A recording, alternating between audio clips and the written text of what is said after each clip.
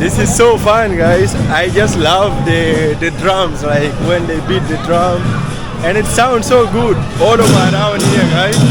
I think today there is something still going on, and I thought it was over, guys. I thought the festival is over, but oh my god, this festival takes much more days.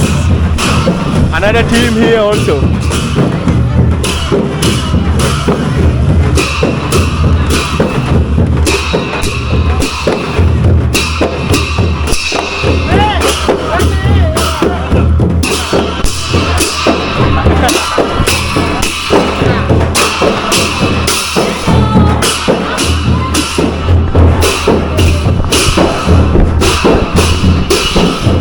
Guys, if you want to come to Bhaktapur for entertaining, amazing cultural experience, just come around